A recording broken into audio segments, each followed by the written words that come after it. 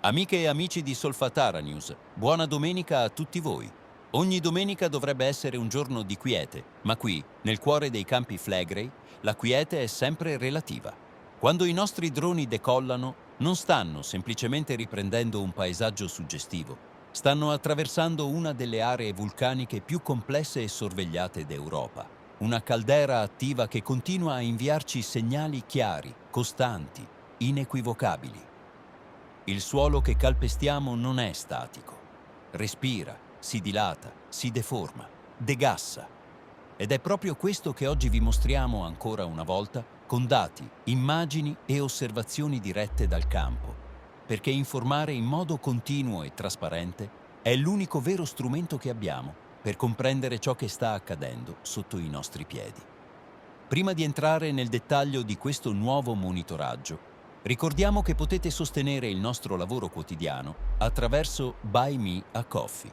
Non è un obbligo, ma un gesto libero che ci permette di continuare a volare, sostituire batterie, mantenere le attrezzature operative e garantire una presenza costante sul territorio. Il link lo trovate in descrizione e nel commento fissato. Iscrivetevi anche ai nostri canali YouTube e TikTok e unitevi al Solfatara News Group su Facebook, dove il confronto e la condivisione di dati sono quotidiani. Oggi abbiamo alzato i nostri droni di prima mattina e la prima tappa, come sempre, è stata la fumarola dei Pisciarelli. Già dal primo impatto visivo, la situazione appare tutt'altro che tranquilla. Il degassamento è intenso, continuo, ben visibile e rispetto all'ultimo monitoraggio, i getti di fango risultano nuovamente più vigorosi, più energici, segno che il sistema idrotermale è tutt'altro che in fase di raffreddamento. È vero, lo ricordiamo, da circa 2 settimane siamo in una fase di calma sismica. Un dato che può far tirare un sospiro di sollievo, ma che va letto con grande attenzione. Nei campi flegrei la calma non significa assenza di attività. Significa, molto spesso, accumulo. La crosta terrestre in questa fase si sta comportando in maniera plastica. Si deforma senza fratturarsi, immagazzina energia, mentre fluidi e gas continuano a risalire dal profondo. Le temperature delle fumarole sono in aumento, la pressione dei gas cresce e il suolo continua a sollevarsi a un ritmo medio di circa 25 mm al mese. Un dato enorme, se proiettato su scala annuale. Oggi abbiamo misurato la temperatura nella fumarola dei Pisciarelli, che risulta pari a 100,1 gradi Celsius, un valore che conferma il trend di crescita già evidente nel nostro grafico storico, che come sempre vi mostriamo aggiornato. Successivamente ci siamo spostati all'interno del cratere della Solfatara, dove il quadro generale resta coerente con quanto osservato ai Pisciarelli.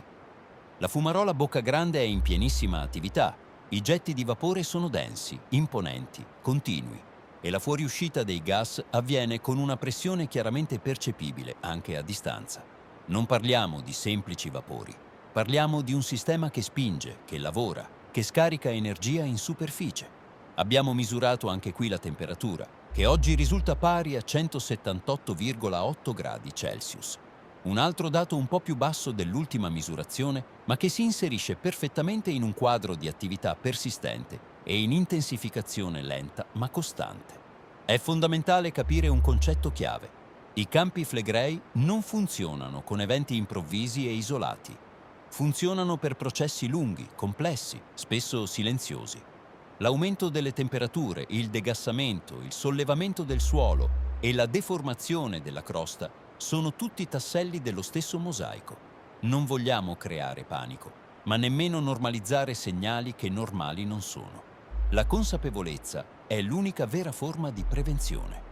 Noi continueremo a monitorare, documentare e informarvi, giorno dopo giorno, volo dopo volo, dato dopo dato, perché questa terra va osservata senza paura, ma con grande rispetto. Grazie a tutti voi per il supporto, la fiducia e l'attenzione che dimostrate ogni giorno. Da Solfatara News è tutto per oggi.